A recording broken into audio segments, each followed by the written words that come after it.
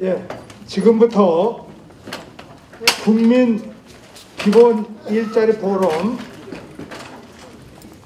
창립 송회를 시작하겠습니다. 먼저 국민의례가 있겠습니다. 참석하신 모든 분들께서는 자리에서 일어서 주시기 바랍니다. 먼저 국기에 대하여 경례.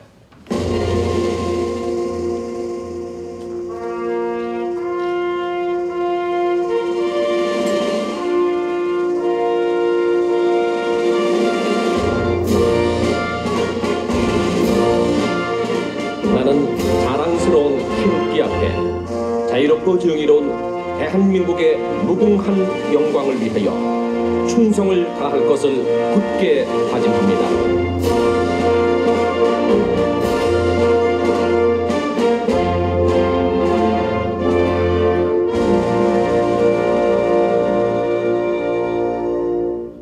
자리에 앉아주시기 바랍니다. 제가 코로나 상황 때문에 많은 분들에게 알리지를 못했습니다.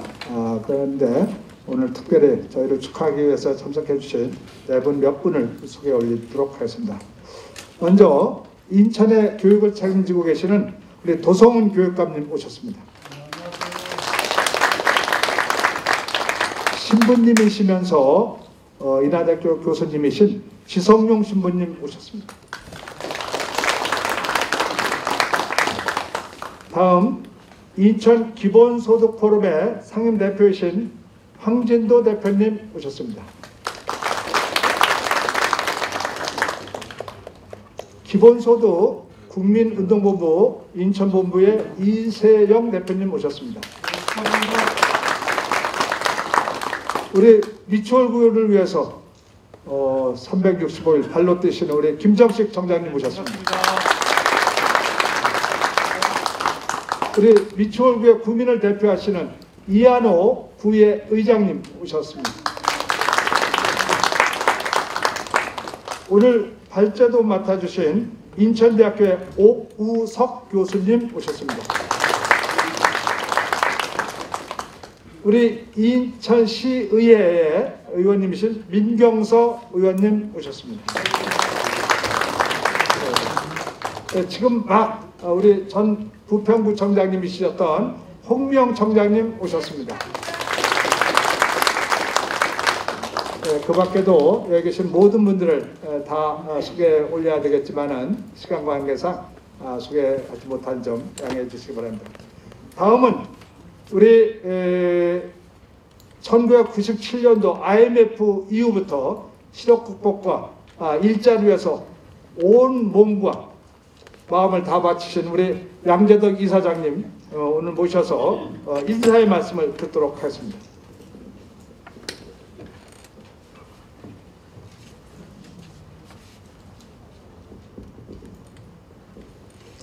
반갑습니다.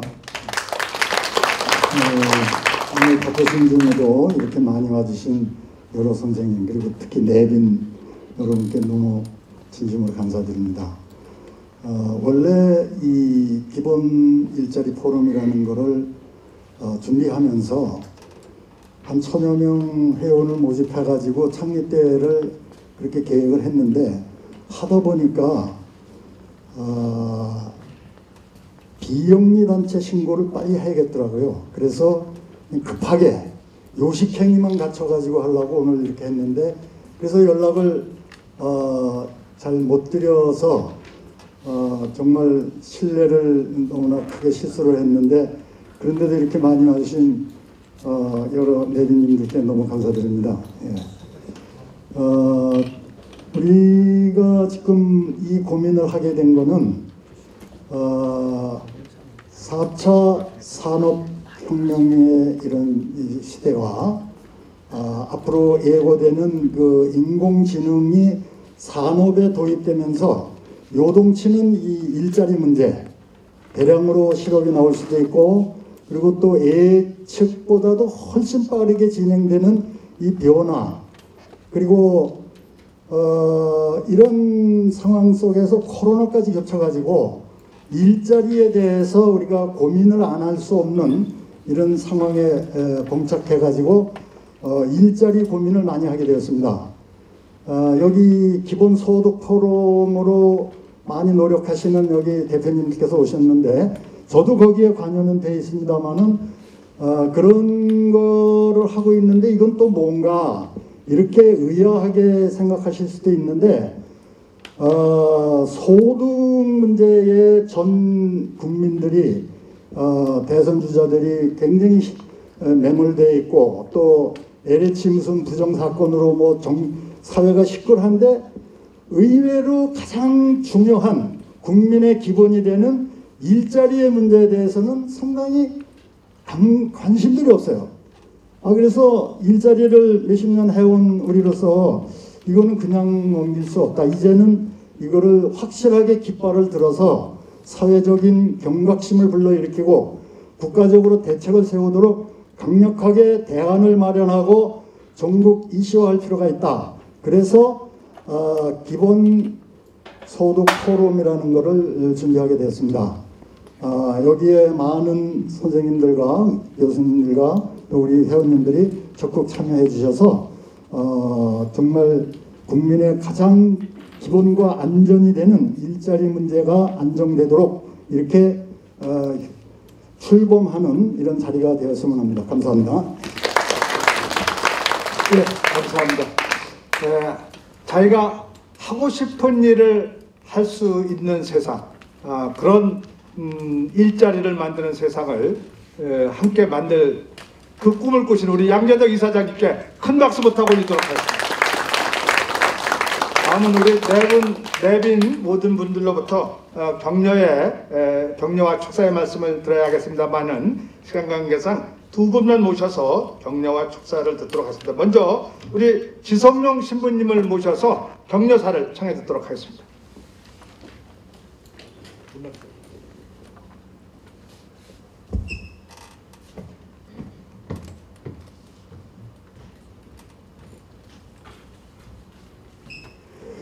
안녕하십니까. 저는 동인천 뒷역에 있는 송림동 성당의 주임 신부로 있는 지성용 신부입니다. 반갑습니다.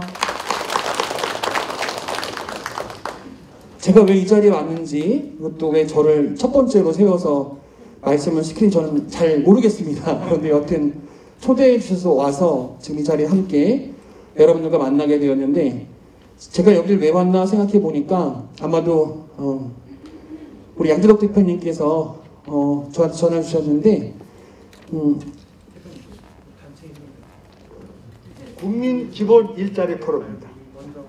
대표님께서 운영하셨던 실업극복 대책본부의 이사장님이셨던 김병상 문신열 신부님께서 아마도 양재덕 대표님에 대한 여러 가지 이야기를 하셨는데, 제가 지금 기억에 남는 건 그거예요.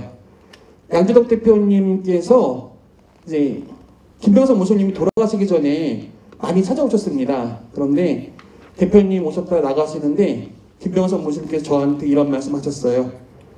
저 양 대표님은 되게 솔직한 사람이고 사사로운 욕심 있는 사람이 아니다.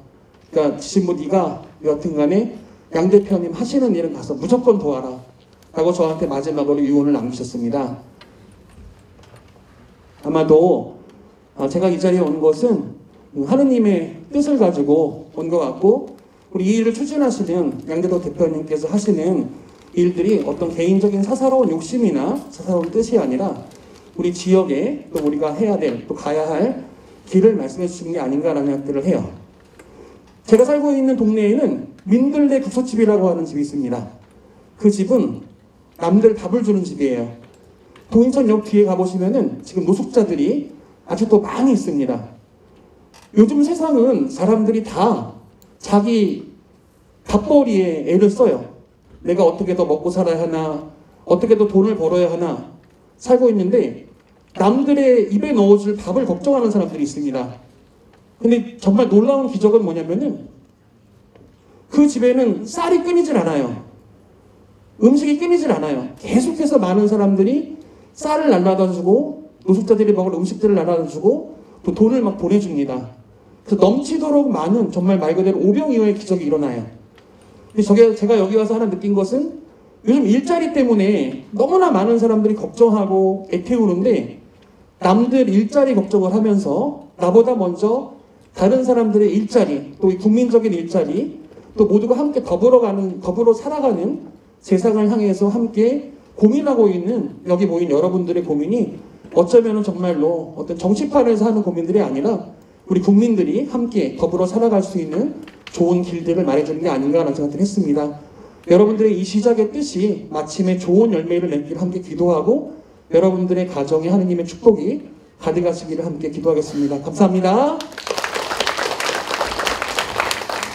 예, 감사합니다. 우리 김병상 몬시뇰님의 유지를 받아서 아마 몬시뇰님이 살아계셨으면은 반드시 이 자리에 오셔서 축하를 해주셨을 텐데 우리 김병상 몬시뇰님의 유지를 받아서 저에게 큰 격려를 해주신 지성영 신부님께 다시 한번 박수 부탁드리겠습니다. 다음은 인천의 교육을 위해서 정말 애쓰고 계신 우리 도성훈 교육감님을 모셔서 축하의 말씀을 청해 듣도록 하겠습니다.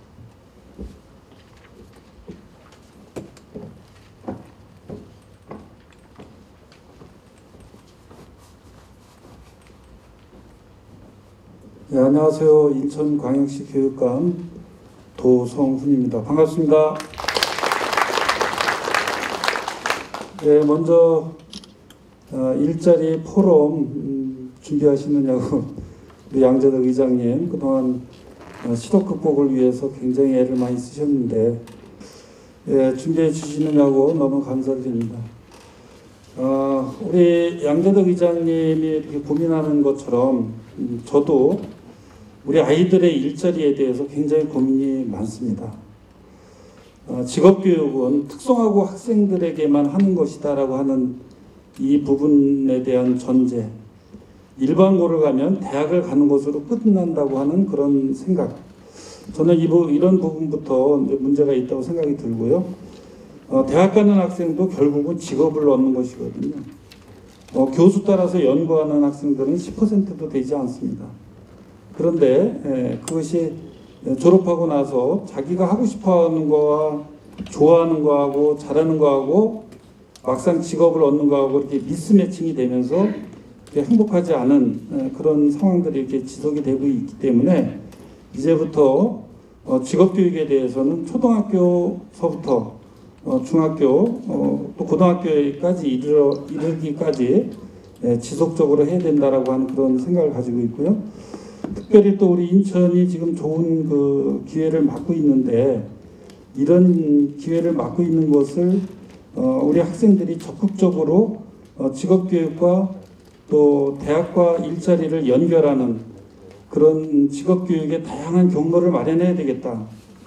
제가 와서 보니까 그냥 교육청은 상공회의소라든가 경제단체들하고 실습하는 거라든가 기능경제대회 한다든가 이런 몇 가지 사안에 대해서만 한정이 돼 있지 인천 전체를 놓고 종합적으로 우리 아이들의 일자리 문제에 대한 고민은 상당히 부족한 그런 상황임을 느꼈어요. 그래서 제가 교육청과 시와 그리고 대학, 기업, 경제단체 이렇게 5자가 클러스터를 형성해서 우리 아이들이 직업교육을 받고 또 대학도 가고 또 일자리하고도 연결이 되고 이런 것이 선순환적 구조를 이루게 돼야 된다. 이렇게 해서 지금 교육부 공모에다가 그런 모델을 제시를 했는데 전국에서 가장 우수한 모델로 선정이 됐습니다. 그래서 금년에는 이제 바이오하고 항공, 내년도에는 이제 소방고등학교가 만들어집니다. 그래서 소방, 또 뷰티, 리조트, 이런 그 분야에 대해서 그런 초연결 인천형 직업교육이 만들어지고요.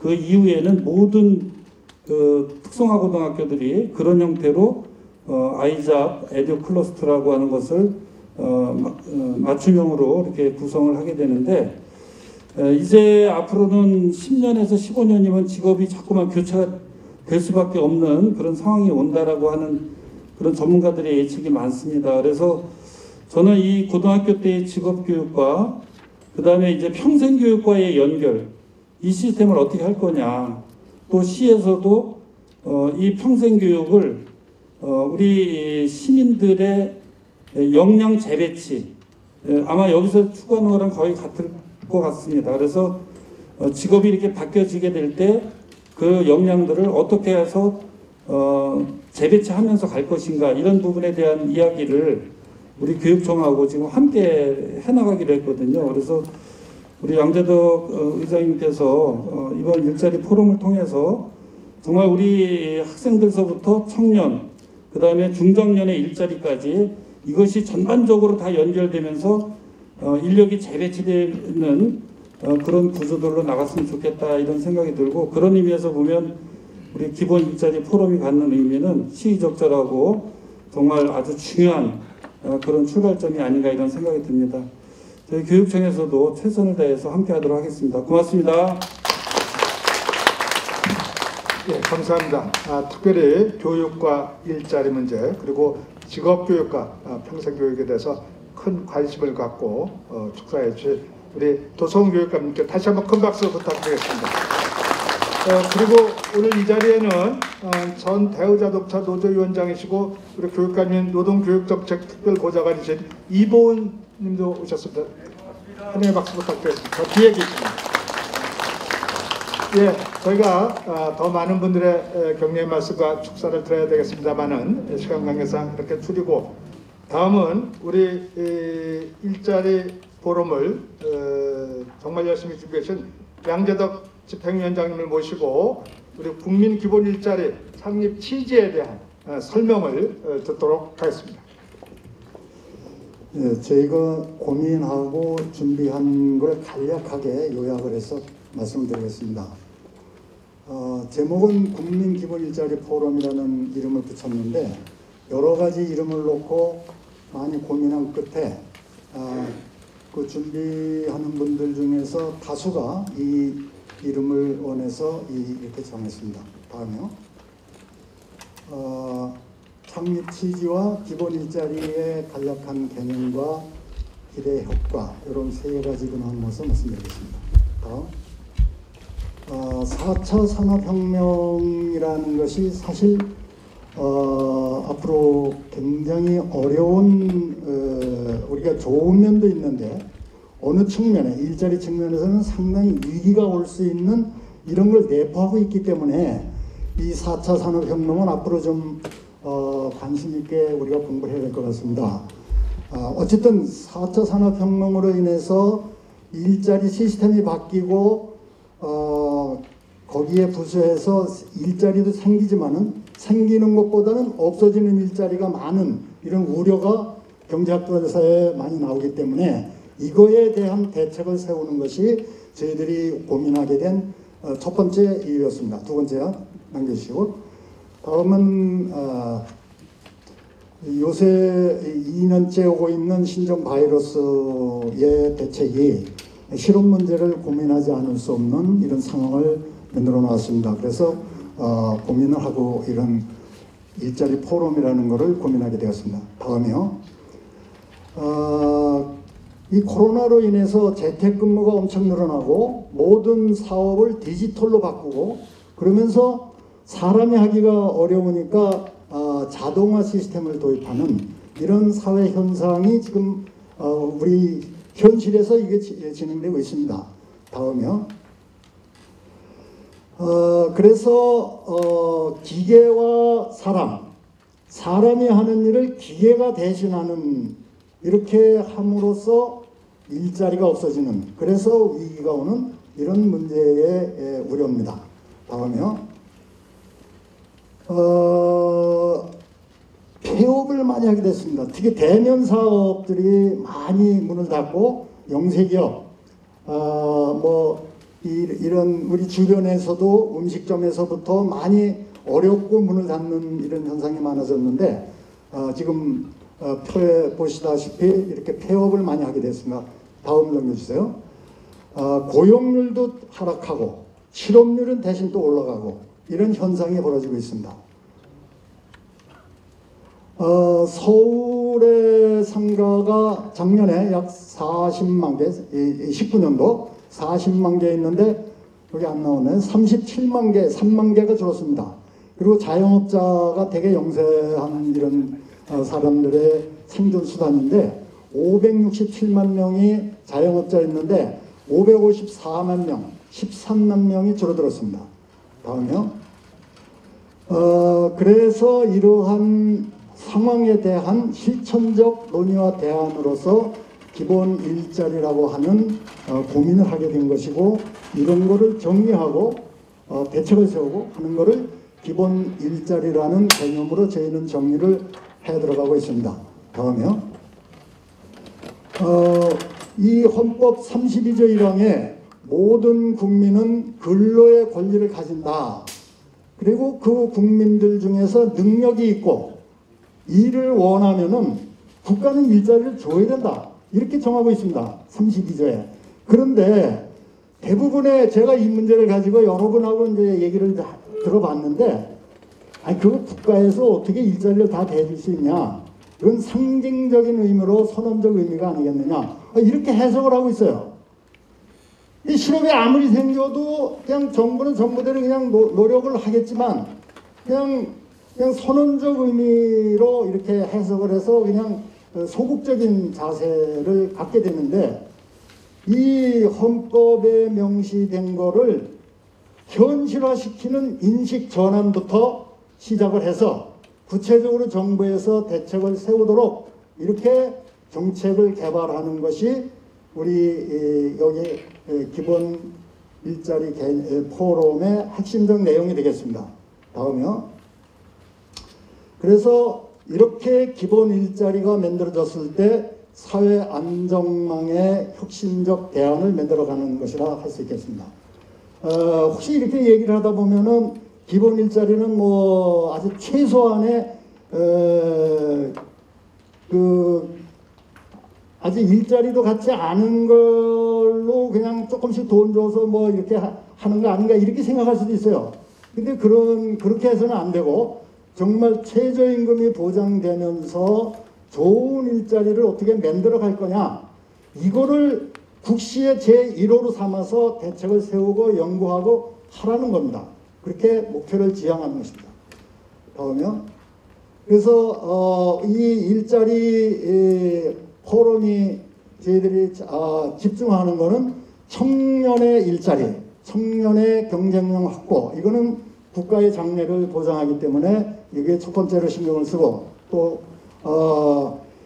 이 3차 산업혁명과 4차 산업혁명을 오면서 이 지식산업, 지금은 이제 인공지능이 발달하면서 모든 거를 이 인공지능을 생산에 도입하기 때문에 생산 시스템이 아주 폭발적으로 변화하기 때문에 10년 내에 우리 거리의 모든 자동차가 10%는 무인 자동차가 등장하게 되고, 그리고 지금 초등학교에 들어간 1학년 학생이 대학을 졸업하고 취업으로 나갈 때에는 이미 그때 선택할 수 있는 일자리의 70%가 지금에 없는 새로운 일자리가 나타날 수밖에 없다. 이렇게 전문 경제학자들이 예측을 하고 있습니다. 그러면 70%의 새로운 일자리가 나올 때에 거기에 상응하는 일자리가 없어질 수밖에 없기 때문에 이거를 어떻게 잘 조화롭게 연착륙을 시키면서 이런 어려운 문제를 해결할 수 있느냐, 이런 고민을 하는 것이 기본 일자리 포럼에서 추구하는 내용이라 할 수 있겠습니다. 다 됐죠? 그래서 이렇게 되면은 기본 소득 보장과 유여 수요를 확보해서 이런 사회적 순기능을 할 수 있는 이런 역할을 기대하면서 기본 일자리 포럼을 추진하는 걸 설명을 마치겠습니다. 예, 그렇습니다. 이제 저희가 왜 이런 모임을 만들려고 하는지 잘 설명을 해주셨습니다. 그럼에도 불구하고 저희가 아직도 기본 일자리가 무엇인지 이런 것에 대해서 개념이 정확하지 못합니다. 이 시간에는 우리 오구석 인천대학교 교수님을 모셔서 왜 기본 일자리인가, 기본 일자리의 개념과 그 필요성에 대해서 저희가 함께 듣도록 하겠습니다. 오구석 교수님을 큰 박수로 맞이해 주시기 바랍니다.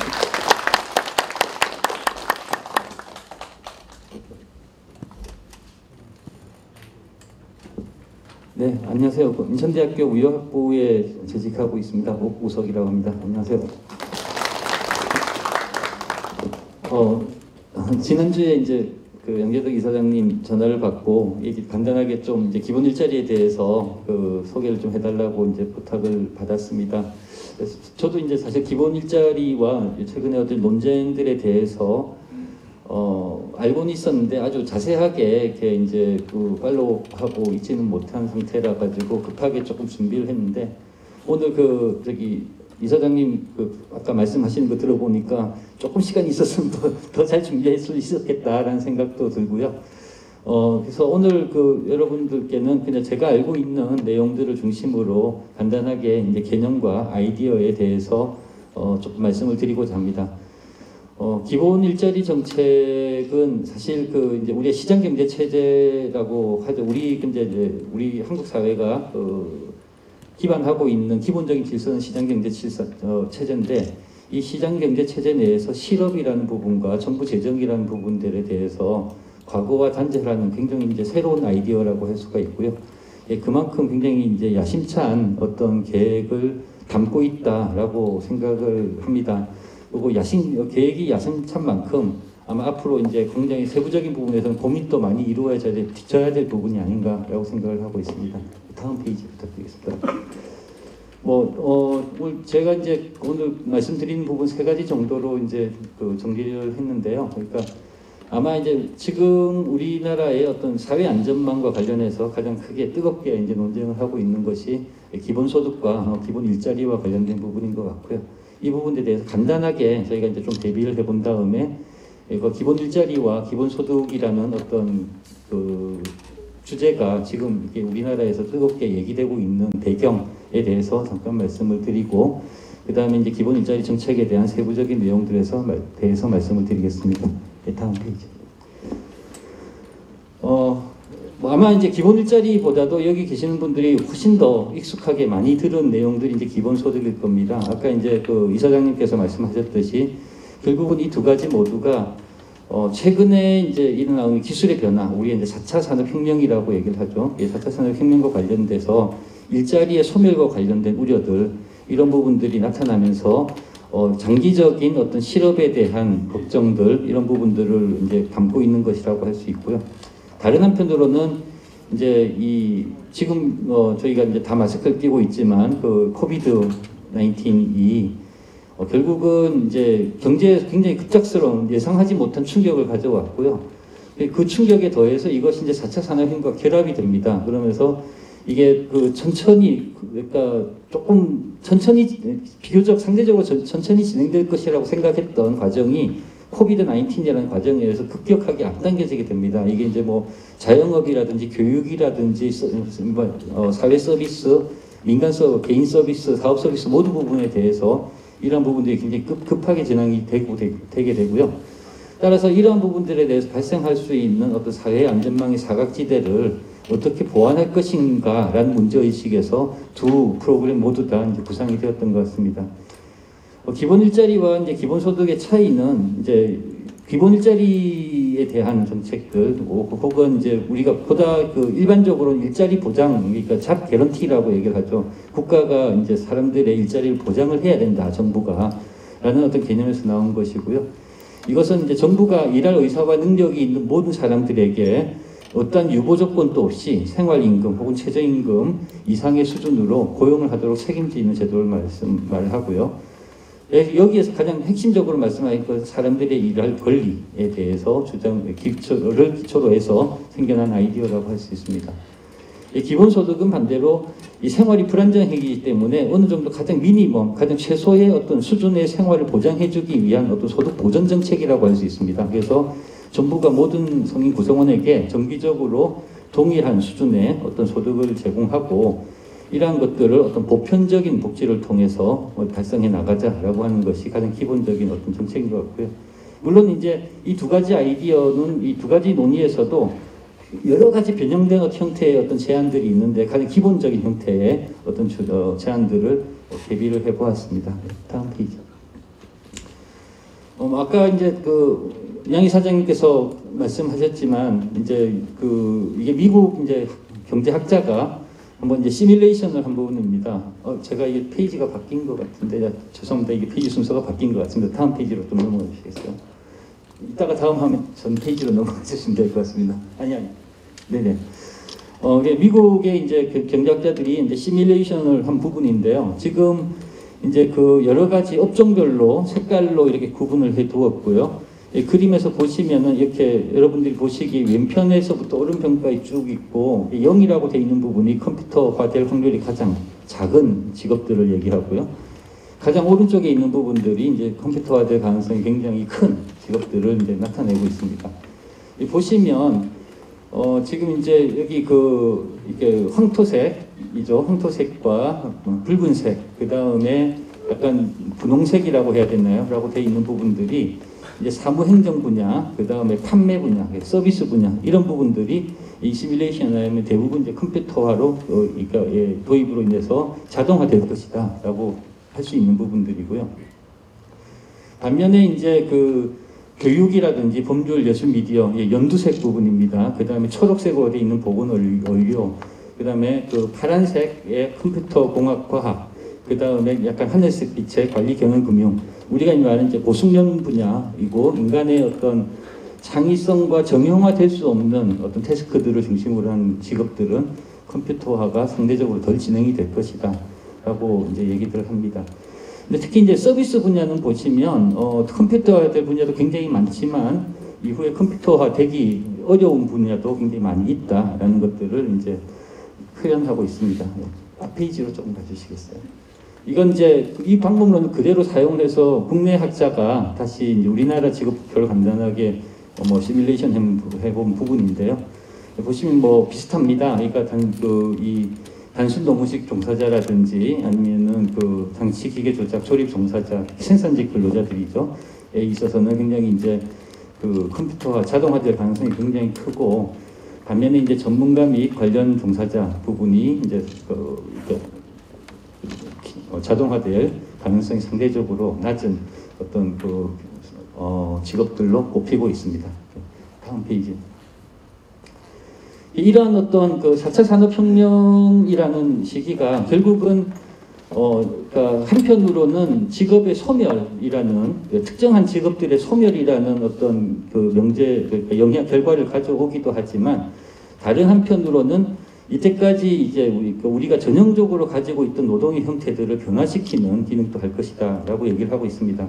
그것은 예를 들어서 아까 보셨듯이 이제 컴퓨터 종사자들 같은 경우는 자동화되기 힘들다. 프로그래머는 AI를 프로그래밍하는 사람이니까 당연히 그 직업은 남아 있겠죠. 근데 이제 최근 국내에서도 연구 결과들을 보면은 이 프로그래밍에 종사하는 사람들이 첫 번째는 생애 주기가 굉장히 짧아지고 있다는 거죠. 이게 20대, 30대가 되고 40대가 되고 나면은 직업 경력이 거의 끝나가게 되는, 그래서 새로운 어떤 직업을 찾아야 되는 어떤 상황에 직면하게 되고요. 또 직업을 갖고 있는 상황 속에서도 과거와는 달리 과거에는 이제 한 직장에서 계속 월급을 받으면서 꾸준히 고용된 상태로 채용이 돼 있었지만 재택근무를 한다든지 하면서 굉장히 파편화된 노동시간을 가지게 될 가능성이 굉장히 커지고 있다는 거죠. 이러한 어떤 불안전한 부분들을 어떻게 해소해 줄 것인가 라는 고민이 기본 일자리와 기본 소득에 대한 논의의 배경이라고 할 수 있습니다. 여기에 더불어서 이제 코비드 19이 이제 출범을 하면서 잠깐 이제 예를 돕기 위해서 그림을 하나 붙였는데요. 여기 보시면 이제 우리가 보통 전체 인구에서 실업자라고 하는 부분은 통계상으로는 일할 능력과 구직 활동을 해야 됩니다. 구직 활동을 하고 있는데 일자리가 없는 사람이 실업자인 거고요. 경제 활동 인구 중에서 우리가 이제 실업자들이 있습니다. 근데 실업자들 중에서도 우리가 이게 시간제 근로죠. 그러니까 15시간, 우리나라로 하면 주 15시간을 안 되는 근무를 하고 있는 사람들, 이 시간을 추가적으로 취업을 할 수 있는 사람들도 있고, 이런 부분들을 우리가 이제 불안전 취업이라고 얘기를 하죠, 보통. 그 다음에 이제 취업자 중에서도 풀타임으로 완전히 일을 하고 싶은데 시간제로 일을 해야 되는, 그러니까 비자발적 시간제 근로자들, 이런 분들이 계시는 거고요. 그 다음에 이제 비경제 활동 인구 중에서는 우리가 전통적인 이제 분류에서는 이분들은 일할 능력과 의사가 없다라고 우리가 판단을 하지만 사실상 들여다보니까 왜 의사가 없느냐, 열심히 구직을 했는데 일자리를 못 찾으니까 당분간 쉬겠다, 이런 분들이 계시다라는 거죠. 그래서 1년 동안, 과거 1년 동안 구직 경험이 있음에도 불구하고 이제 지금 통계를 할 때는 지난 4주간 이제 일자리를 찾아본 적이 있느냐, 여기에 기반을 해서 비경제 활동 인구를 분류를 해내기 때문에 이런 분들을 우리가 이제 구직 단념자라고 얘기를 합니다. 그래서 예전에 뭐 실망 근로자라고도 얘기를 했었고요. 그래서 이런 분들은 사실상은 취업, 이제 실업자에 포함되어야 되는 것, 개념적으로는 우리가 통계의 어떤 여러 가지 편의상 실업자에 들어가지 못하는 부분들이고요. 이런 분들이 사실은 이제 우리가 실업 정책의 다 대상이 되어야 될 부분인데 하나하나 좀 살펴보면요. 다음 페이지. 이제 코로나19 이후에 뭐 사실 한국이 이제 그래도 뭐 K 방역 뭐 해서 그래도 다른 나라들보다 어떤 방역에서 좀 굉장히 우수한 어떤 모양을 보여왔고, 그 결과 사실 경제에 미친 타격, 뭐 또 전체적으로 보기에는 그렇게 크게 뭐 상대적으로 이제 작은, 그러니까 충격을 작게 받은 나라 중에 하나라고 할 수 있습니다. 그럼에도 불구하고 코로나19 이후에 이제 보면은 이게 2월달 2020년도 이게 2월달을 기준으로 보시면 2월달부터 그러니까 잠깐 줄어들다가 충격이 사실은 요 이후에 나타나기 시작합니다. 취업자 수를 보면 우리가 뭐 그렇게 대단하지도 않지만 굉장히 크진 않네라고 우리가 얘기를 할 수 있겠죠. 다음 페이지 넘어가 주시죠. 실업자 수의 추이입니다. 그렇지만 이제 실업자 수가 굉장히 크게 늘어나고 있다라는 것은 이제 우리 표에서 쉽게 볼 수 있는 것이고요. 2020년도 2월 달에, 그러니까 이게 지금 1000년 단위로 지금 숫자를 적어놨는데요. 그러니까 53만 5천 명 정도의 실업자였던 것이 특히 이제 올해, 작년 말과 올해를 겪으면서는 77만 명에 가까운 숫자로 나타나고 있습니다. 다음 페이지. 실망 근로자도 굉장히 크게 늘어나고 있다고 볼 수 있겠죠. 그러니까 실망 근로자도 이제 꾸준히 늘어나고 있고, 이러한 어떤 현상들을 보이면서 다음 페이지 부탁드리겠습니다. 이런 현상들이 결국은 가지고 온 우려는 두 가지인 거죠. 그러니까 하나는 이제 코비드 이후에 이런 불황이라는 것들이 장기화될 것이고, 그 다음에 또 혹자에 따라서, 그러니까 혹자에 따라서가 아니라 많은 어떤 이 경제학자들뿐만 아니라 이제 보건 관련 전문가들, 이 향후에 이제 이런 세계화의 흐름과 더불어서 이런 어떤 팬데믹이라는 현상은 예외적인 현상이 아니라 10년이나 20년 주기로 계속 발생할 거다. 그럼 이런 어떤 상황에 대해서 계속 이제 인류는 여기에 대해서 대처해 나가는 새로운 방법들을 계속 개발하고 발견해 나갈 것인데, 그 과정 속에서 발생하는 단기적인 충격, 그리고 장기적인 어떤 경기 침체의 장기화, 그 다음에 이 과정 속에서 그 과정을 극복하는 과정에서 발생하는 어떤 비대면 기술들의 발전, 자동화, 이러한 현상들의 장기적으로 이제 일자리를 위협할 수 있는 소지가 굉장히 크다라고 이제 사람들이 판단을 하고 있다는 것이죠.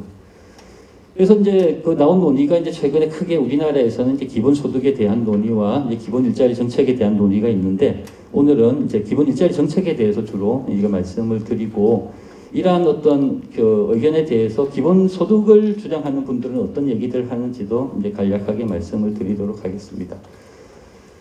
사실 이제 기본 일자리에 대한 개념은 아주 새로운 것은 아닙니다. 그래서 사실 뭐 다 아시다시피 1939년에 미국에 이제 대공황이 왔을 때 우리 뉴딜 정책이라고 하죠. 루즈벨트 대통령이 이제 사실 시행했던 정책인데, 당시에는 이제 경제의 어떤 불황이 유효 수요의 부족에서 왔다라고 생각하는 아이디어에서 출발했습니다. 그러니까 생산 능력은 충분한데 그것을 구입하는 구매 능력이 떨어지다 보니까 실제로 그 생산 부분 재고가 쌓이게 되고, 재고가 판매되지 않으니까 기업들은 도산하게 되고, 그러면서 경제 악순환이 온 현상이 발생했다라는 것이고요.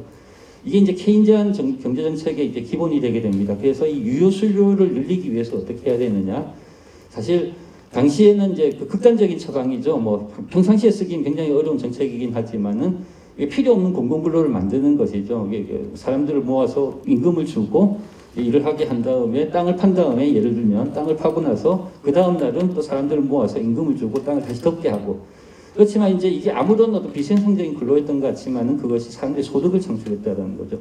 이 소득을 창출하면서 구매력이 발생하게 되고 그 과정을 통해서 이제 사실 그 대공황을 극복해 나간 그런 어떤 역사적인 경험이 있었습니다. 근데 이제 이러한 어떤 아이디어에는 이제 그냥 이 불황의 시기에 정부가 유효수를 확보하기 위한 어떤 정책으로 활용이 되었다라고 한다라면 기본 일자리 정책은 그것을 한 단계 넘어서서 정부가 이렇게 최종 고용자로서의 역할을 해야 된다라는 아이디어를 가지고 있는 겁니다. 그러니까 이런 어떤 그 경기 침체기에뿐만이 아니라 일반적인 시기에도 실업이 존재한다라면 그 실업은 이제 민간 부분에서 실업이 발생을 하는 것이죠. 그 부분만큼을 정부가 일자리를 생산을 만들어내고 공급을 해서 사람들이 일할 의사가 있다라면 누구든지 임금을 받고 적정 수준의 임금을 받고 일을 할 수 있는 그런 일자리를 만들어야 된다는 것이 기본 일자리 정책의 핵심이라고 할 수 있고요. 그래서 이제 이런 부분들은 물론 이제 구체적으로는 정부가 이제 실업자를 직접 고용하는 우리의 직접 일자리 창출이죠. 그러니까 이제 하는 경우도 있을 거고 아니면 지자체와 어떤 그 사회적 경제 부분에 오타가 있습니다. 이 사회적 경제 부분에서 고용을 위임해서 하되 이제 정부가 재원을 제공하는 방법도 있을 것으로 보입니다. 그리고 이러한 어떤 보장 프로그램에서, 그러니까 이제 근로자는 일자리가 그냥 이게 단순한 어떤 사회 부조형의 어떤 일자리가 아니라, 최저임금 또는 적정 생활임금을 보장하는 일자리를 제공해야 한다라는 것이 기본 일자리 정책의 기본 내용이다라고 할 수 있습니다. 다음 페이지. 사실 이제 굉장히 간단한 아이디어죠. 정부가 일자리가 모자란다면 일자리를 제공해야 된다라는 것인데. 왜 이때까지는 그러면은 이런 정책을 정부가 구상할 수 없었느냐라는 내용이죠. 그 이유는 사실 재정 불안, 재정 불균형에 대한 두려움이라고 할 수 있습니다. 전통적인 경제학에서는 재정 불균형이 생기면, 그러니까 정부가 재정 지출이 과다하게 되면은 그것이 인플레이션을 발생시키게 되고 그것이 다시 경제에 혼란을 가져올 것이다라는 것이 일반적인 개념이라고 한다라면. 최근에 이제 기본 일자리 혹은 일자리 보장 정책을 주장하는 경제학자들은 사실은 정부가 요즘 아마 이제 뉴스에서 몇 번 보셨을 겁니다. 대표적으로 경기도의 이재명 지사 같은 경우는 이 재정 균형을 맞추는 게 정부의 역할이 아니라 정부는 필요하다라면은 재정 적자를 얼마든지 감수를 해야 된다. 그리고 그거는 중앙정부가 화폐 발행을 통해서 나중에 다시 구입하면은 된다라는 이제 아이디어를 계속 말씀을 하고 계시는데 그 내용이 이제 최근에 현대 화폐 이론이라고 하는 미국의 경제학자의 그룹에서 주장이 나오고 있습니다. 그래서 이게 보시면 좀 영어로 막 써놔서 죄송한데 제가 이제 번역할 시간이 없었습니다. 근데 다만 정부 부분과 민간 부분이 이제 양쪽에 있는데 정부 부분의 이 개념은 설명하려고 하는 것은 정부 부분에서 적자가 발생하면 민간 부분에서 흑자라는 것이죠. 민간 부분에 적자가 발생하면 정부 부분에서 흑자가 발생을 한다라는 것입니다. 그래서 이런 어떤 민간 부분에 흑자가 발생한다라는 것은 이게 민간 부분이 충분히 잘 워킹하고 있다라는 얘기고 그렇기 때문에 정부가 적자를 좀 늘려도 괜찮다라고 하는 얘기고요. 그래서 이제 이러한 어떤 셈을 가지고 보면은 이분들이 주장은 간단하게 말씀드리면 균형재정이라는 부분에 집착할 필요가 없다. 균형재정은 사후적으로 정부가 그걸 충분히 달성할 수 있고 과거에 이런 어떤 균형재정이 없을 때 발생할 수 있는 일자리에 대한 인플레이션에 대한 두려움은 일자리 보장 정책에서는 충분히 해소될 수 있다라고 보는 것입니다. 그 다음 페이지에서 제가 잠깐 말씀을 드리겠습니다. 그래서 기본 일자리 정책의 이제 장점으로 본다라면 이게 이제 저비용과 효율성이라고 얘기를 했는데 이 부분은 이제 기본 소득 정책과 관련된 것입니다. 기본 소득 정책은 전 국민을 대상으로 한 것이죠. 그러니까 우리 5천만 국민을 대상으로 하면 1인당 물론 성인들 가구를 중심으로 하겠지만 최소한 30만 원씩 40만 원씩 준다라고 하더라도 굉장히 어마어마한 액수의 예산 재원이 필요하다라는 것이 주장인데 이 기본 일자리 정책은 이 지원 대상이 되는 정책이 아까 말씀드렸던 실업자, 그 다음에 실망 근로자, 그 다음 불안전 고용자 이런 분들에 대한서만 국한이 된다라는 것이죠. 그렇기 때문에 기본소득에 대해서 예산 소요가 적다라는 것이고요. 제가 파란색으로 쓴 부분은 이제 기본소득을 주장하는 분들이 반론을 제기하는 겁니다. 그러니까 이 기본 일자리 정책도 돈이 많이 들어간다라는 내용을 말씀하고 이제 이따가 다시 말씀을 드리도록 하겠습니다. 이 두 번째는 이 정책 자체가 이제 보편적인 어로 그러니까 보편 지출이 아니기 때문에 다시 말해서 소득이 낮은 소득이 작은 계층을 집중적으로 타겟팅을 하고 있기 때문에 소득이 낮은 계층이 소득이 상위 소득보다도 더 빠르게 소득이 개선될 수 있다는 점에서 노동소득 분배를 개선할 수 있는 장점을 가지고 있다. 특히 이제 정부가 일자리를 만들 때 우리가 지금 정부가 직접 일자리는 공공근로라든지 아니면 뭐 사회적 일자리 중에 돌봄이라든지 몇 군데 있는데 이런 부분들을 이렇게 앞으로 이제 일자리 정책을 이런 보장 정책을 생각하는 분들은 미래의 산업들 예를 들어서 뭐 환경 산업이라든지 아니면 IT 산업이라든지 돌봄 산업, 사회 그 보건 분야 이런 분야에 새로이 나타난 수요가 나타나지만 민간 부분에서 충분히 제공되지 못한 일자리에 대해서 일자리를 정부가 제공을 해야 된다라는 주장을 하고 있는데요. 그렇게 했을 때 이게 이제 정부가 제공한 일자리가 사실상의 민간 비분의 하한선으로 작용을 하게 된다는 거죠. 왜냐하면은 정부가 이 일자리를 제공하는데 이것보다 못한 일자리를 민간이 제공하게 되면은 사람들이 근로자들이 거기서 일을 안 하려고 하지 않겠습니까? 그래서 정부 보장 일자리가 단순히 그 일에 직접적인 수혜를 받는 사람들의 소득을 높이는 역할을 할 뿐만 아니라 민간 부분의 일자리의 질을 높이는 영향을 하게 될 것이다 라고 주장을 하는 것이죠. 다음 페이지입니다. 두 번째는 이제 그 거시경제 안정화에 좋은 기제를 가지고 있다는 거. 이게 간단한 아이디어인데요.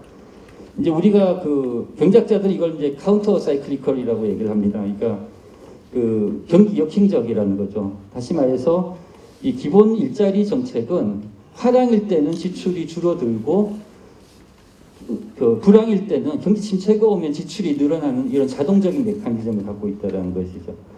왜냐하면 이제 화랑일 때는 민간 부문의 일자리가 많이 창출된다는 얘기지 않습니까? 그럼 실업이 적기 때문에 정부가 지출이 줄어들게 되고 그 다음에 불황일 때는 그러니까 어차피 재정 확장 정책을 써야 되는데 그게 중앙은행이나 기획재정부에서 그 기획을 해서 계획을 해서 확장 정책을 쓰는 것이 아니라 이 제도 하에서는 계획하지 않더라도 자동적으로 확장 정책이 이루어질 수 있다는 것이죠. 그래서 이 정책을 시행하는 경우에 아까 얘기했던 그 인플레이션에 대한 우려 이런 부분들도 충분히 불식시킬 수 있다라는 것이고요. 저는 개인적으로는 사실 기본 일자리 정책에 대해서 제 세 번째 부분을 제일 중요하게 생각을 합니다. 무슨 말씀이냐 하면은 이게 일자리라는 것이 단순히 일자리가 아니라 이 부분이 아까 뭐 교육감님도 계시지만은 이제 학교에서 우리가 모든 그 숙련에 대한 인정이 끝나는 시대는 이제 끝나고 있다라는 거죠. 아까 말씀하셨듯이 이사장님 말씀하셨고 이게 20년 뒤에는 우리가 보지도 못한 새로운 직업들이 나타납니다. 그럼 이제 노동시장 내에서 어떻게 내가 역량을 키워나갈 것인가라는 부분들인데 그러니까 기본 소득을 주는 경우와 일자리를 주는 경우는 이게 어떻게 구체적으로 작용하느냐에 따라서 그러니까 실제 결과는 달라질 수 있겠지만 둘 다 제대로 워킹한다라는 관점에서 본다라면은 일자리를 주는 경우 일자리에서 노동시장에 숙련을 쌓아나가는 과정이 된다라는 것이죠. 가장 아이디어란 구조는 새로 지금 나타나고 있는 직업인데 시장의 어떤 불안정성으로 인해서 시장에서 그 직업이 제공되지 못하고 있다고 한다면 정부가 그런 일자리를 파일럿처럼 만들어내어서 사람들이 거기서 고용해서 사람들이 숙련을 익힌 다음에 민간 부분에서 충분히 일자리가 만들어지면은 공공 부문에서 채용됐던 사람이 민간 부문으로 옮겨가는 이러한 어떤 메커니즘을 충분히 생각할 수 있다라는 얘기죠. 그래서 이게 단순히 그 사람들의 수혜를 받는 것이 아니라 이 프로그램들을 통해서 숙련을 업그레이드하고 따라서 이 정책에서 굉장히 이제 논쟁에서 크게 드러나진 않지만 교육과 훈련이 굉장히 중요한 역할을 할 것이다 라고 하는 것이 제 생각입니다. 다음 페이지. 이러한 어떤 뭐 좋은 점만 막 말씀드리니까 이제 사실 이제 뭐 이게 너무 아이디어한 정책처럼 보이지만 이제 실제로 들어갔을 땐 굉장히 어려운 부분들이 있습니다. 첫 번째 비판은 공공 부문이 비대화될 것이다라고 하는 비판이 있는데 이제 특히 이거는 이제 기본소득론자들의 어떤 주도 비판입니다. 무슨 얘기냐면은 기본소득은 이제 우리가 그 모든 보편적인 사람들한테 30만 원씩 주는 거니까 사실 행정적인 어떤 버든이 거의 없다라고 볼 수 있겠죠. 그러니까 남용만 막으면 되는 거죠. 근데 이제 기본 일자리 정책은 이 일자리가 없는 사람, 그 다음에 이제 자산 테스트, 우리가 민 테스트라고 하는데 이게 자산에 대한 검증을 해야 됩니다. 이거 모든 사람에게 주는 것이 아니기 때문에 우리가 이제 기본 일자리를 주면서 이렇게 뭐 시쳇말로 벤츠 몰고 뭐 빌딩 가진 사람한테 기본 일자리 드리겠다라고 하면 사람들이 사회적으로 용인하기가 힘들겠죠. 이런 민 테스트가 필요하고, 그 다음에 일자리를 지원해주는 행정력이 필요하고, 여러 가지 어떤 행정 비용이 들어가게 된다는 거죠. 그 비용을 염두에 안 뒀기 때문에 그렇고, 이 비용까지 치면 굉장히 많다라는 것이 기본소득론자들의 어떤 반박입니다. 근데 이제 기본 일자리를 주장하는 사람들은 아니다라고 얘기를 하는 거죠. 왜냐하면 그 행정에 들어가는 일자리마저도 공공부문에서 창출해야 되는 것이고, 그것까지도 사실은 베네핏으로 봐야 된다고 생각하는 거죠. 그러니까 일자리를 매개하기 위해서 하고, 그 다음에 소개하고, 여러 가지 매칭을 시켜주는 여러 가지 인력들, 그리고 훈련비를 지원하는, 그러니까 취업을 지원하는 여러 가지 인력들이 모두 다 이 기본 일자리 정책의 어떤 베네핏 속에 포함이 돼야 되는 것이지, 그 비용으로 봐서는 안 된다라고 얘기하는 것이고요. 이 두 번째는 이제 그 대체 효과가 발생을 할 수가 있습니다. 이거는 사실 이제 그 일자리 정책을 수립할 때는 굉장히 세심하게 살펴야 될 부분인데, 찾지 잘못하면 이제 그러니까 이게 그 기본 일자리 정책이 민간이 충분히 창출하지 못하는 일자리를 정부가 제공한다라는 것인데, 그게 사실 말처럼 쉽지는 않거든요. 이러다 보면은 민간이 충분히 시장에 의해서 만들어낼 수 있는 일자리를 정부가 그 일자리를 만들어 버리면, 이 일자리에 그러니까 민간과 정부가 경쟁을 하면은 민간이 불리하지 않습니까? 그러니까 민간의 일자리가의 임금이 오히려 하락해 버릴 수가 있다는 거죠. 그래서 예를 들어서 그러니까 돌봄 서비스가 있는데, 그 민간에서 어느 정도 적정한 수준의 일자리를 창출할 수 있는데, 정부가 거기 일자리를 제공하면은 민간에서 일하는 그 기업에서 일하는 사람들의 임금도 같이 내려가게 되는 이러한 현상이 발생할 수 있다. 이런 부분들에 대해서 주의를 기울여야 된다는 것이고요. 두 번째는 이제 공공부문 일자리가 없었더라도 더 적절한 사람들에게 배분되었을 수 있었던 일자리가 공공부문에서 일자리를 창출함으로써 상대적으로 비효율적인 공공부문의 일자리로 대체될 수 있다. 이런 어떤 데드웨이트로서도 발생할 수 있다라는 얘기들이고요.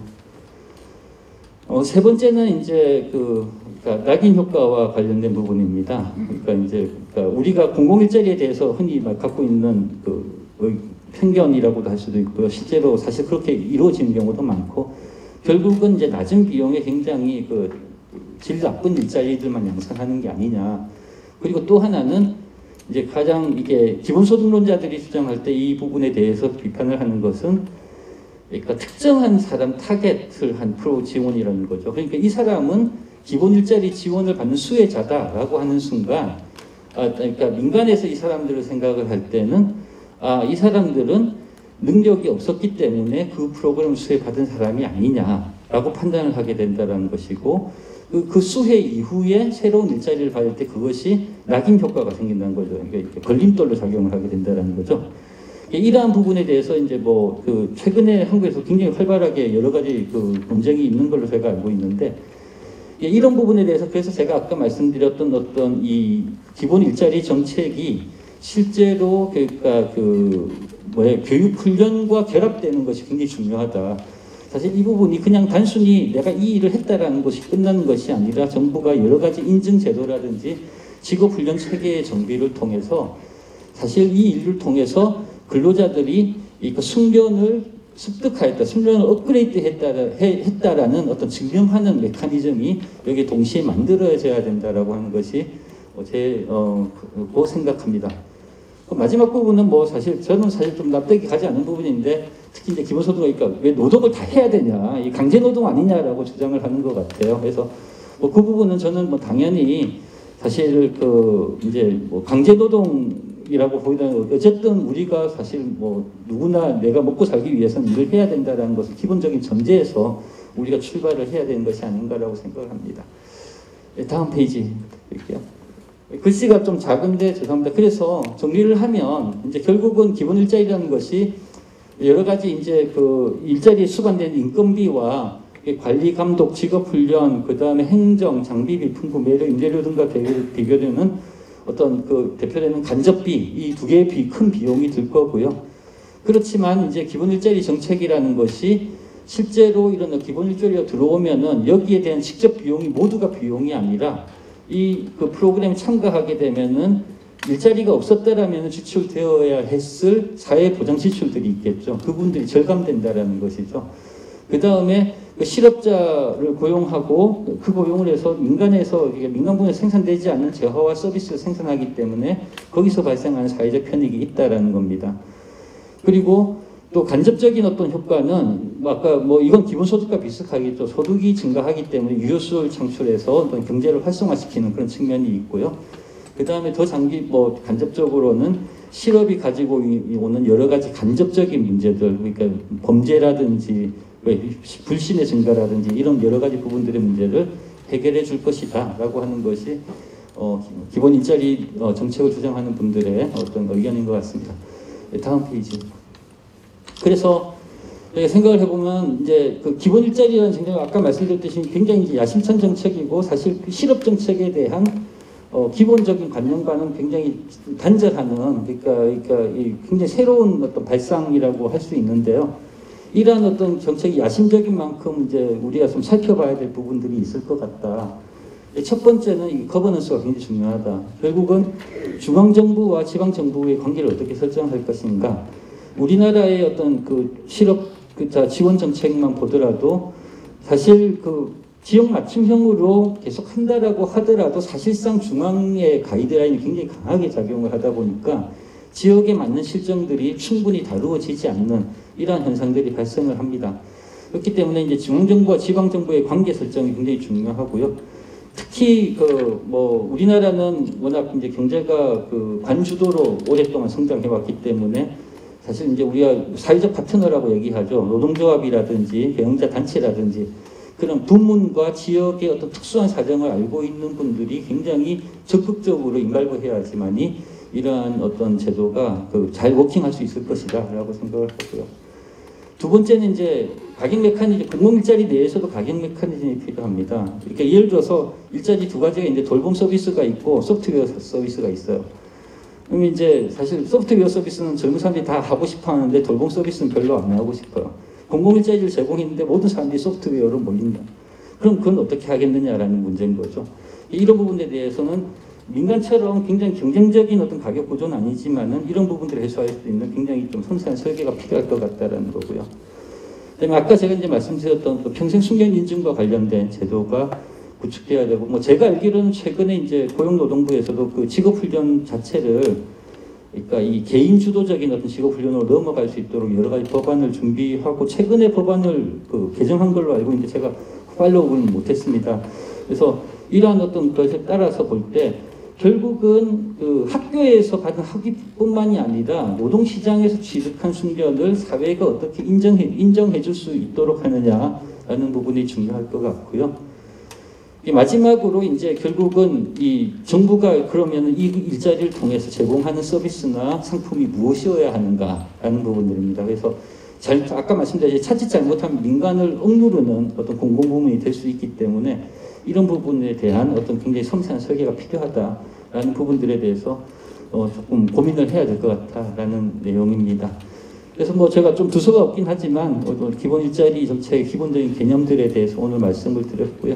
다음 많은 논의와 고민들을 통해서 이런 어떤 좋은 정책들에 대한 고민이 진전되었으면 하는 바람입니다. 이상입니다. 감사합니다. 교수님 아주 좋은 강의를 해주셨는데 시간이 좀 먹긴 하지만은 간단한 혹시 질문 있으면은 질문하시고 답변해 주시기 부탁드리겠습니다. 예.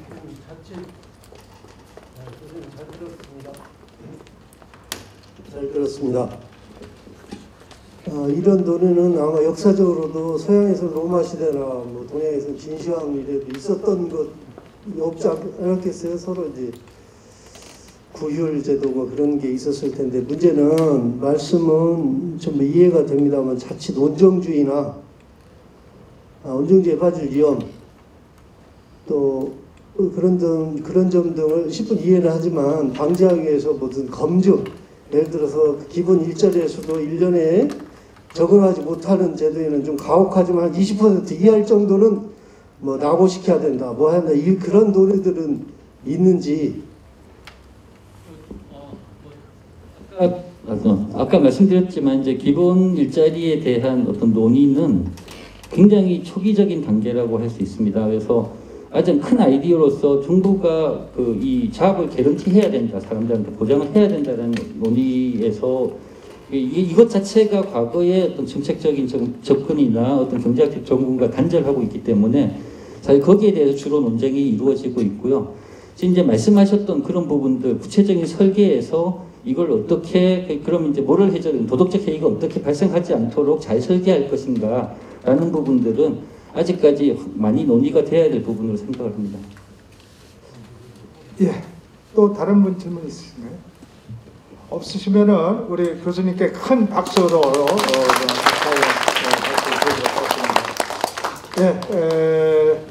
저희가 생각했던 것보다는 기본 일자리에 대한 논의나 연구가 많이 진행이 되어 있는 것 같습니다.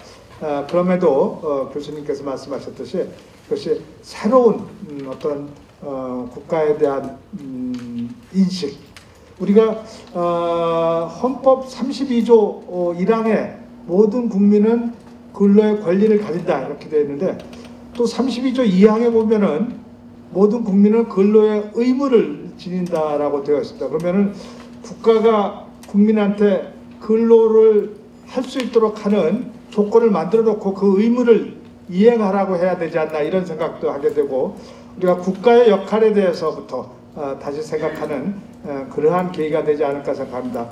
오늘 주신 강연을 저희가 토대로 해서 앞으로 더 많은 논의를 해가고 또 구체적인 정책 설계를 해 나가면서 우리 대한민국이 정말 국민 모두가 자기가 하고 싶은 일을 하면서 즐겁게 잘 살 수 있는 나라, 그리고 4차 산업혁명 시대에 세계를 선도하는 선진국가로 갈 수 있는 그러한 모티브를 우리 기본 일자리 포럼이 만들어갈 수 있기를 바라겠습니다. 이것으로서 1부를 마치도록 하겠습니다. 감사합니다.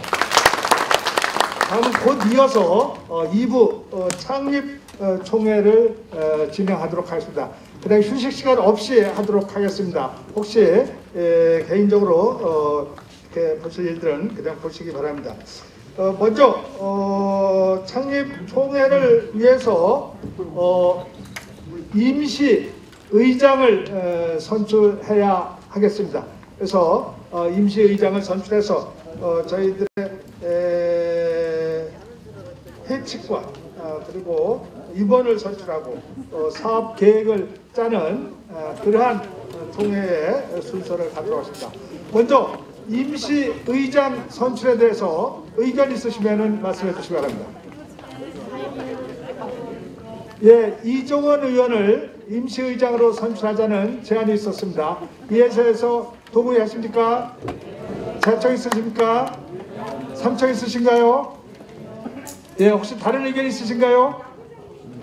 없으시면은 우리 이종원 의원님을 임시 의장으로 선출했음을 만장일치로 선출했음을 선포합니다. 우리 이종원 의장님 앞으로 나와주시기 바랍니다. 이제부터 총회는 우리 임시 의장이신 이종원 의장님께서 임시 의장님께서 우리 총회를 진행해 나가도록 하겠습니다. 여러분 큰 박수로 견제해 주시기 바랍니다. 먼저 인사를 드리고 진행하도록 하겠습니다. 이종원입니다. 오늘 제가 임시의장으로 진행하는 그 순서는 먼저 국민기본 일자리 포럼을 사회를 맡을 서기를 임명으로부터 시작을 해서 우리 국민 일자리 포럼을 총책임지실 우리 회장 임원 선출까지 제가 임시의장으로서 진행하도록 하겠습니다. 조금 더 미숙한 내용이 있더라도 여러분들이 넓은 의미로 이해해 주시면 감사하겠습니다.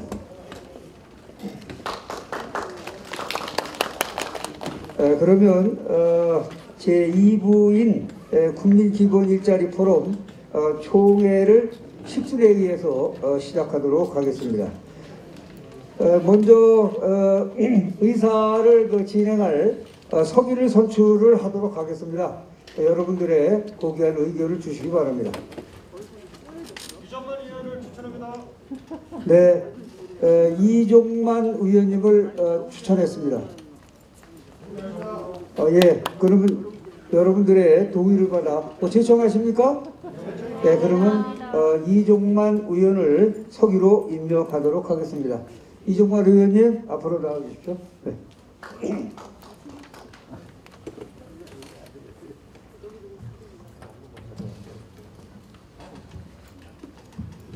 성원 보고. 네, 그럼 성원 두 번째로 성원 보고를 해주시기 바랍니다. 네, 국민 기본 일자리 포럼 창립 총회 회원은 총 122명이며 오늘 참석은 47명이 참석하시고 위임이 57명으로 총 104명의 의견을 모아 창립 총회 성립의 요건을 갖췄음을 보고드립니다.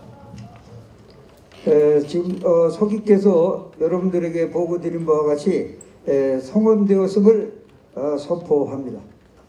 이해 있으시죠? 네.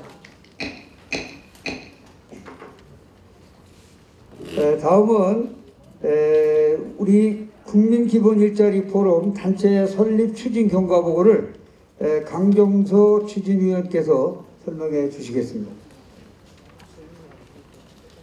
네, 국민기본 일자리 포럼 추진 경과를 말씀드리겠습니다.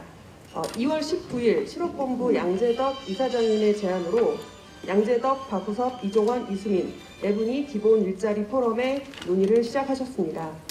4월 6일 1차 실무회의가 구성이 돼서 창립 취지문, 추진 일정표, 기본 일자리 개념에 대한 논의가 시작되었습니다.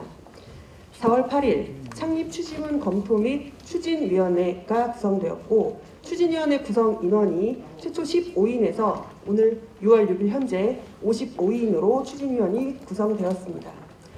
4월 19일 2차 실무회의가 구성이 되어 포럼 창립을 위한 실무 추진단이 구성되었습니다. 1차, 2차, 3차, 4차 추진위원 회의가 진행이 되었고 5월 26일 양재덕 추진위원장님을 모시고 1차 집행위원 회의가 진행이 되었습니다. 그리고 오늘 6월 6일 국민일자리 포럼 창립총회를 개최하게 되었습니다. 이상 경과보고를 마치겠습니다. 네, 수고 많으셨습니다. 다음은 해순 채택이 있겠습니다. 여러분이 의견이 있으시면 의견 주시기 바랍니다. 의견이 없는 것으로 보고 해순 채택은 원안대로 가결하겠습니다.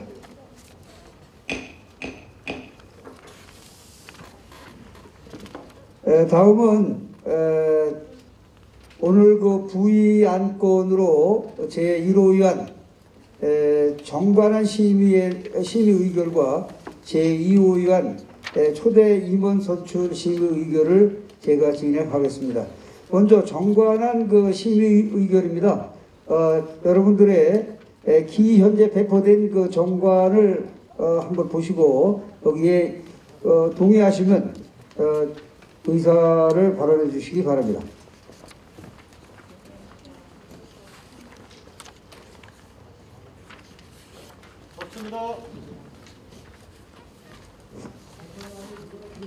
그러면 우리 서기께서 정관안을 설명해 주시기 바랍니다. 예, 국민기본일자리 포럼 정관안에 대해서 말씀드리겠습니다. 지난 추진위원회 때 한번 같이 논의를 거쳤던 거기 때문에 좀 빠르게 진행하도록 하겠습니다. 정관의 구성은 전문, 기본일자리 포럼은 일자리를 필요로 하는 모든 국민에게 일자리를 제공하는 헌법 제32조의 실현을 위하여 우리 사회 각계각층의 의지를 모아 창설한 가에서 사회 안전망인 기본 일자리 실현에 앞장서고자 한다로 전문이 구성되어 있고요. 그 외 구성은 일장 총칙, 목적, 명칭, 소재지, 사업으로 구성되어 있습니다. 2장 회원은 회원의 구분 및 자격, 회원의 자격 상실, 회원의 권리 및 의무, 상벌, 항으로 구성을 하였습니다. 내용은 이미 보셨고 또 참고하시기 바랍니다. 제3장 임원은 임원의 구분과 정수, 또 임원의 선출, 임기, 직무, 그리고 대우와 고문 조항과 자문위원으로 구성되어 있습니다. 제4장 총회는 총회 구분 또 총회 구성 그리고 대의원 총회, 총회 의결사항, 총회 소집, 총회 개의와 의결 종족수 또 의결권과 선거권의 위임, 총회 의사록 채택까지 구성되어 있습니다. 5장 이사회에 대해서 말씀드리겠습니다. 이사회의 구성과 이사회의 의결사항, 또 이사회의 소집, 또 개의와 의결 종족수, 이사회의 의결권의 위임사항, 이사회 의사록에 관해서 구성되어 있습니다. 6장 재산 및 회계는 재산의 구분과 재산의 관리, 또 경비와 유지 방법, 사업 계획 및 예산, 사업 실정 및 결산, 그리고 회계연도로 구성되어 있습니다. 수익 사업에 대해서 말씀드리겠습니다. 수익 사업은 수익 사업에 대한 내용으로 한쪽으로 구성되어 있고 8장 조직도 역시 조직 한 조로 구성되어 있습니다. 9장 부설기구는 부설기구를 둘 수 있다고 구성되어 있고 10장 사무처에 대한 내용들이 있습니다. 그리고 11장 정관 개정 및 해산으로 정관 개정, 해산, 자녀 재산의 처리 조항이 있습니다. 그리고 보칙으로 제43조 준용 규정으로 해서 정관의 안을 보고드렸습니다. 지금까지 서기께서 정관 설명이 있었습니다. 의견을 주실 분 의견 주시고 의견이 없으시다면 동의 제청 바랍니다. 의견 없습니다. 그러면 의견이 없으므로 제1호 의안은 원안대로 가결하심을 선포합니다. 다음은 제2호 의안 임원 선출을 하겠습니다. 오늘 이 자리에는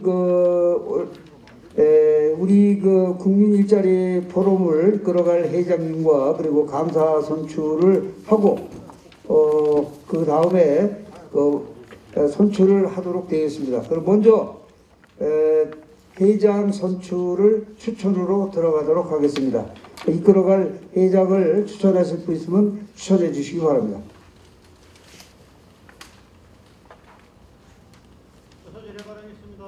네, 우리 이승민 의원님.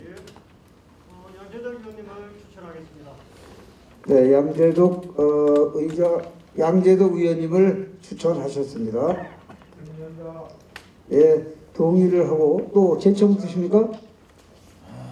네, 동의와 제청을 받아 양재덕 의원님을 제1대 회장으로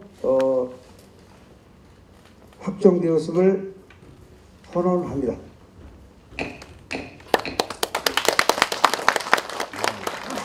그러면 지금부터는 임시의장이 아닌 본 회장께서 모든 회의를 진행토록 하겠습니다. 먼저 선출되신 우리 양재덕 회장님을 모시도록 하겠습니다.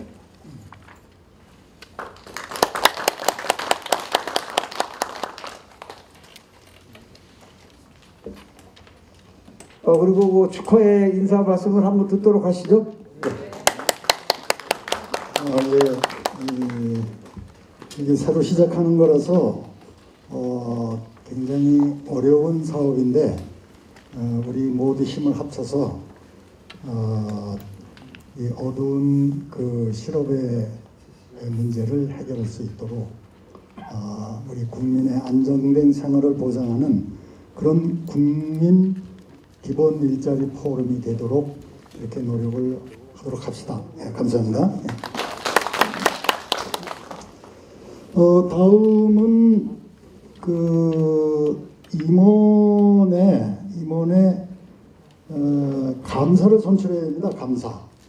그래서 감사를 선출해야 되는데 어떤 분을 감사로 추천해야 할지 우선 회계감사와 사업감사로 해서 두 분의 감사를 선출하겠습니다. 예.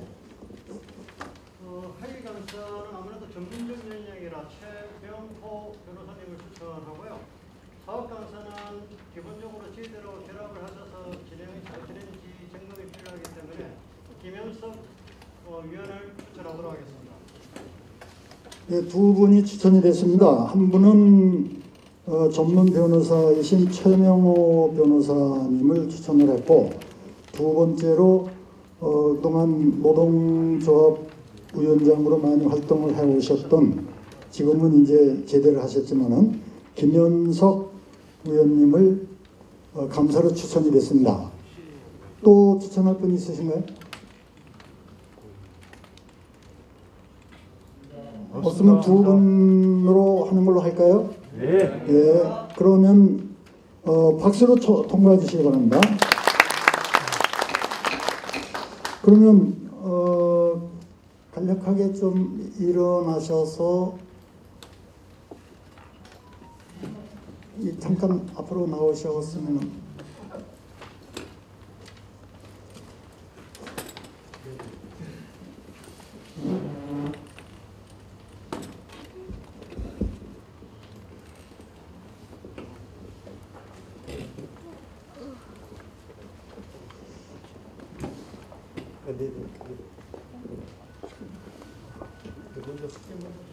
최명호 변호사라고 합니다. 여러분 만나 뵙게 되고 같이 일을 할 수 있게 돼서 정말 감사합니다.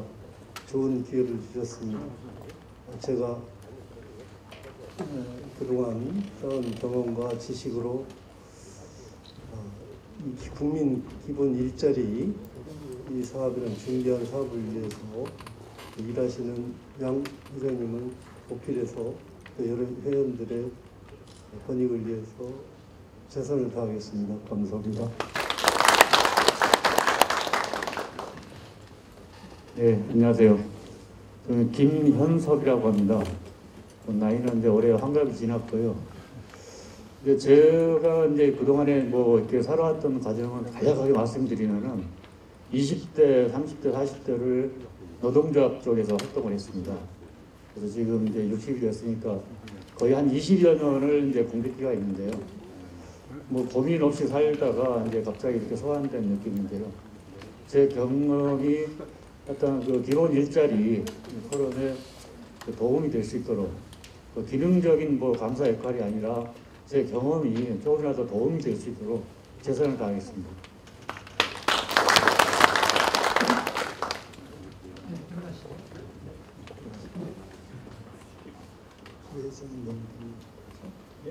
회장입니다. 예, 정관상의 부회장의 선임은 회장이 추천을 해서 이사회에서 결정하게 되어 있습니다. 근데 지금 이사회가 정식으로 결정이 안 됐기 때문에 그 상위 단체인 총회에서 결정을 하는데 이미 준비위원회에서 논의가 되고 추천이 된 분들입니다. 그래서 제가 추천을 하면은 여러분이 승인을 해주시면은 결정이 되겠습니다. 그런데 여기 이제 주로 준비위원회에서 어떻게 논의가 됐냐면 가능하면은 그 그룹, 그러니까 전문 그룹 단체의 협회 같은 이런 데에 상징적으로 거기 대표를 추천을 하자. 그렇게 해서 이제 교섭을 했는데 하나같이 어떤 그 협회에다가 제안을 했을 때에 거기서 반응이 도대체 기본 일자리라는 게 뭐냐, 그 내용도 잘 모르는데 그런데 어떻게 참여할 수 있는가, 그래서 앞으로 좀 논의를 해보자, 요 정도까지 나왔어요. 그래서 앞으로 논의하려면 이게 시간이 너무 걸리잖아요. 그럼 못하잖아요. 그래서 그렇다면 좋다. 그러면 개인 자격으로 참여하시고 앞으로 논의를 해서 기본 일자리에 대해서 논의를 해서, 이거는 뭐 무슨 꽁수를 부려가지고 뭐 개인으로 하니까 뭐 이름도 잘 뭐 두리뭉실해서 이렇게 뭐 꽁수 부려서 갈 일은 성질이 아니고 개인 자격으로 온다는 것을 분명히 하고, 그리고 기본 일자리라는 개념을 가지고 끝없이 토론을 해서 모든 단체나 모든 일하시는 분들이 같은 공감대를 가지고 참여해서 해결을 해야 이런 일자리가 해결되는 거지. 그래서 본인들이 그 아직 협회 의결 단위에서 결정이 안 됐기 때문에 부담을 느끼셔요. 지금 그러니까 부담 느끼지 마세요. 그냥 개인 자격으로 오시는 겁니다. 개인 자격. 그걸 분명히 말씀을 드리고, 그렇다고 거기도 어느 소속인 것도 말씀을 부담을 느낄 수도 있는데 너무 과감하게 그냥 다 소속 다 말씀하시고 그리고 논의를 하세요. 논의를 하셔서 더 그 협회에서 도저히 이거는 참여하면 안 된다. 그럼 그때 가서 퇴거를 하셔도 됩니다. 그러니까 걱정하지 마시고 제가 추천한 데를 말씀을 드리겠습니다. 우선 이 인천이 노동조합들이 지금 뭐 한 6, 7만 명 이렇게 조직이 되어 있는데 그쪽에서 중심적으로 일을 해왔던 분 중에 한 분입니다.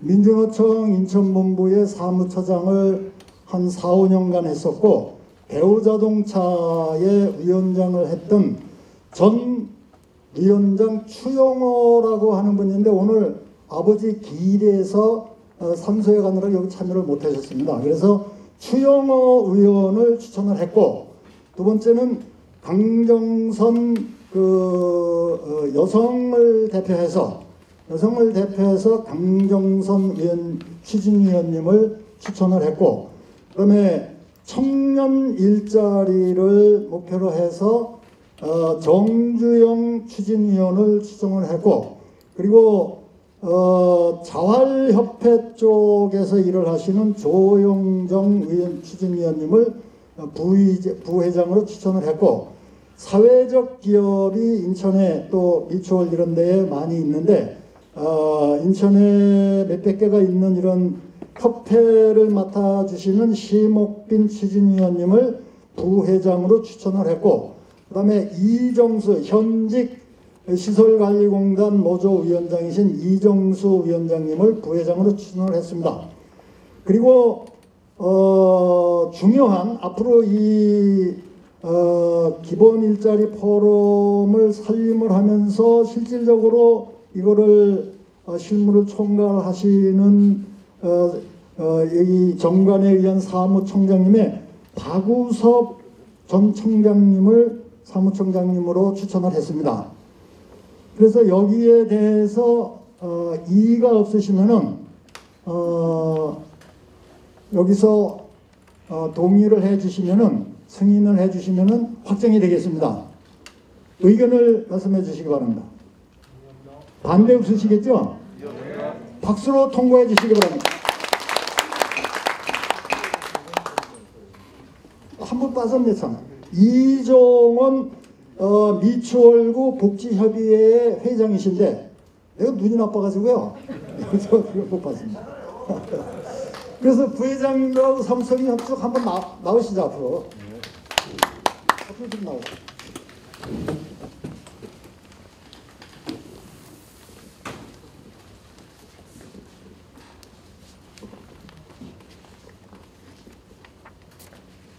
우선 사실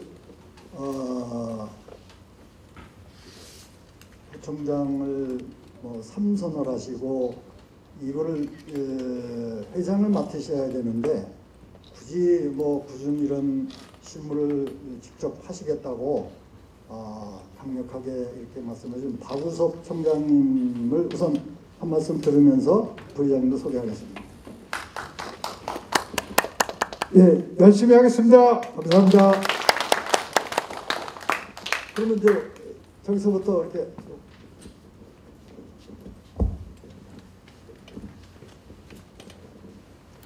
이정수입니다. 반갑습니다. 예, 자활에서 일하고 있는 조영정입니다. 반갑습니다. 미추홀구 사회복지협의회장 이종원입니다. 예, 인천시 사회적기업 협의회 회장 심옥빈입니다.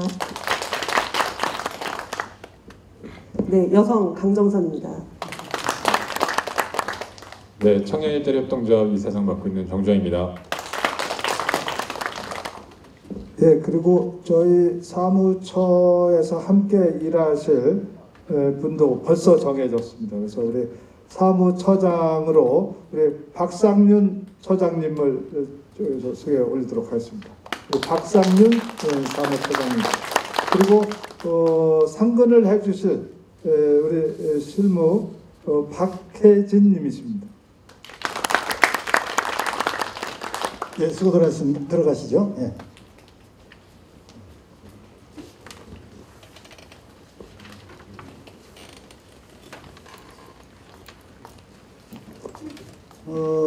사업 계획을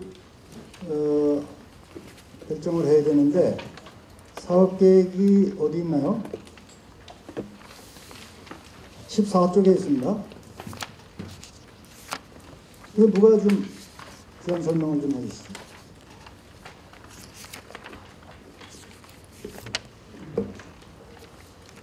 네, 사무위원 사업계획안 및 사업계획안의 심의에 대해서 말씀드리겠습니다. 15쪽 한정 넘기시면 국민일자리 포럼 사업계획서 총괄 사업계획인데요. 배경 및 필요성으로서 기본 일자리라는 어떤 새로운 개념, 그리고 기본 일자리의 보장을 주장한다는 내용으로 배경 및 필요성이 되어 있습니다. 목적은 정책적, 제도적 대안 마련을 제한하는 것과 사회 안전망으로서 기본 일자리 역할에 대한 지역 여론을 형성하는 것을 목적으로 구성하였습니다. 목표는 비영리 이민단체 등록, 또 전국 권역 지부 개설로 전국적인 활동, 그리고 회원들의 삶의 질 향상을 위한 건강 나이 체크 사업, 그리고 기본 일자리에 대한 연구서를 기획하고 제작하는 내용으로 구성되어 있습니다. 계획 사업의 개요를 보시면은 기본 사업과 기획 사업으로 표로 되어 있는데 참고하시면 되겠습니다. 조직 체계도 표를 참고하시면 될 것 같습니다. 사업 추진 계획으로서는 기본 계획 또 조직 사업에 대해서 그 목표와 사업 추진 내용 및 방식으로 구성되어 있고요. 정책 세부적으로 정책 사업의 목표 또 국민 일자리 기획 사업이 사업 추진 내용 및 방식이 되어 있습니다. 기획 사업도 기본 일자리 포럼 전진대회를 진행하는 것과 건강 나이 체크를 위한 지역 의료기관과 협약 추진이 기획 사업으로 구성되어 있습니다. 세부 추진 계획은 표를 참고하시면 될 것 같습니다. 이상으로 사무위원 사업 계획에 대해서 보고드렸습니다. 예, 지금 말씀하신 대로 그런 내용을 이제 구상을 했는데, 하여튼 그 내용을 채워가면서 또 가장 중요한 거는 회원 모집인데, 거기 1차, 2차, 3차 전진대회를 계획하고 있는데, 1000명 단위로 1000명이 조직될 때마다 전진대회를 할 겁니다. 그리고 1000명이 인천에서 조직될 때부터 지방 조직으로 들어가서 전국 조직으로 이렇게 출범할 계획을 갖고 있습니다. 거기 계획에 대해서 의견 있으시면 말씀해 주시고요. 없으신가요? 결정을 하겠습니다. 박수로 통과해 주시기 바랍니다. 다음은 예산인데 예산도 제안 설명을 좀 해주시죠.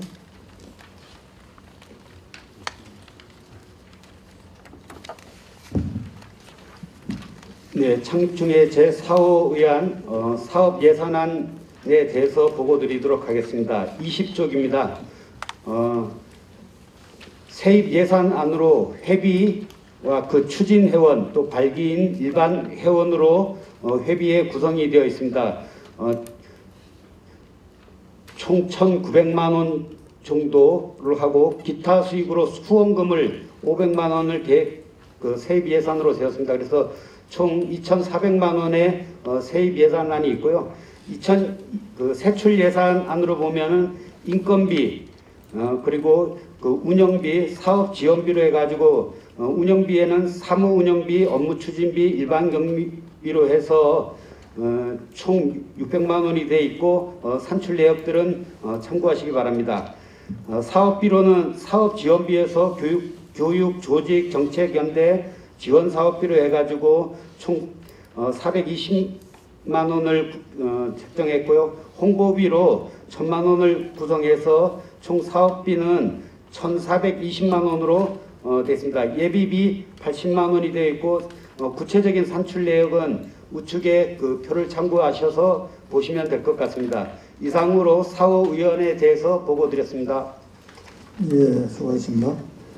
그 세입이 정말 고마운 게 추진위원들이 51분이 지금 조직이 됐는데 거의 10만 원씩을 다 내셨습니다. 그리고 발기인들도 한 40명 되는데 이미 2만 원씩 이렇게 내고 계시고 이제 다음 단계는 일반 회원을 이제 모집을 하는데 10,000원씩입니다. 1년 회비가. 그래서 1년 그런 수입으로 그렇게 잡았고 세출은 지금 설명드린 대로 그렇게 되어 있습니다. 거기 뭐 궁금한 거 있으면 질문해 주시죠. 없으신가요? 없습니다. 이걸로 그럼 통과시켜도 되겠죠? 네. 박수로 통과해 주시기 바랍니다. 그럼 예산안이 확정되었습니다. 그 다음에 이 국민기본 일자리 포럼이라는 게 여러 차례의 준비위원회에서 이제 이름을 뭘로 할 건가를 고민하다가 이제 다수의 의원님들께서 준비님께서 이게 좋다 그래서 이제 이렇게 했는데 다른 이름을 더 좋은 걸로 바꿨으면 좋겠다 이런 의견이 있으면은 지금 말씀해 주시죠. 한번 검토해 보죠. 없으신가요?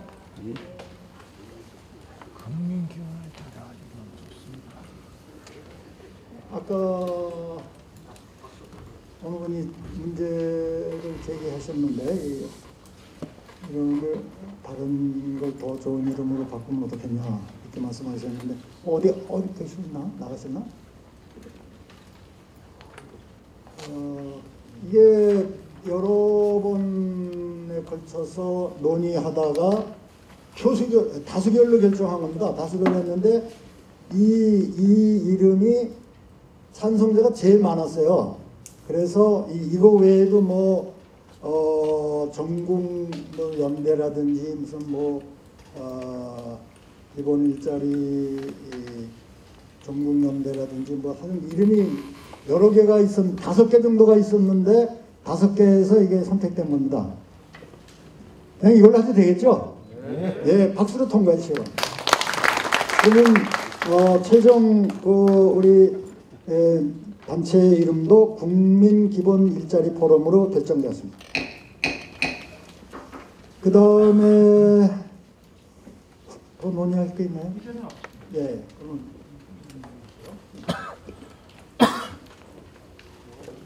또 혹시 개인적 광고 사항이나 있으시면 말씀을 해주시고 저희가 조만간 이 사무실도 마련을 하고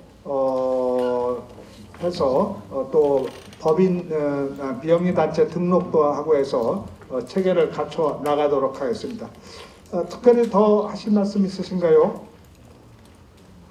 없으시면은 의장님 저기 폐 선언 해주시죠. 그러면